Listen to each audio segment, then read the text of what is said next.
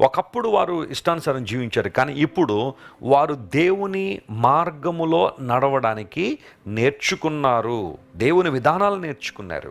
ప్రియ దేవుని బిడ్డలారా, ఒక ప్రశ్న అడుగుతున్నాను. నీవు దేవుని విధానాలను నేర్చుకున్నావా? ఆయన దగ్గర నేర్చుకునే మనసు నీకుందా?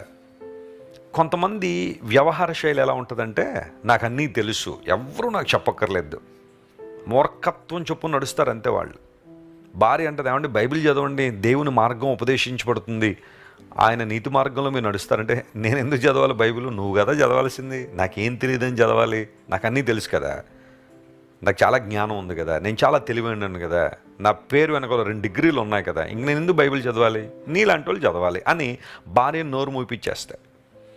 పోనీ ఇతడు అన్ని డిగ్రీలు సాధించి ఏం చేస్తాడా అంటే, ఇష్టానుసారం తిరుగుతాడు, త్రాగుతూ ఉంటాడు, ధూమపానం చేస్తూ ఉంటాడు.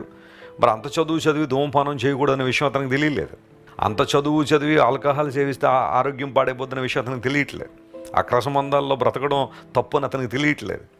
దేవుని వాక్యాన్ని నిర్లక్ష్య పెట్టే వాళ్ళు చాలామంది ఉన్నారు. అయితే దేవుని విధానాలను మనం నేర్చుకున్నప్పుడు, ఆయన మార్గములను జాగ్రత్తగా అనుసరించినప్పుడు వర్ధిల్లుతాము అని బైబిల్లో రాయబడింది. దేవుడు మనలను వర్ధిల్లింపజేసే దేవుడు. ప్రైజ్ ద లార్డ్, హల్లెలూయా. నువ్వు ఎవరు అయినా సరే దేవుని మార్గములోనికి నువ్వు రాగలిగితే, యేసుక్రీస్తు ప్రభువారు అన్నారు, నేనే మార్గమును సత్యమును జీవమును, నా ద్వారా తప్ప ఏ ఒక్కరు తండ్రి వద్దకు రారని. పరలోక రాజ్యం చేరుకోవాలంటే యేసుక్రీస్తు ప్రభు ఏకైక మార్గమై ఉన్నారనే విషయం బైబిల్ చాలా స్పష్టంగా సెలవిచ్చింది.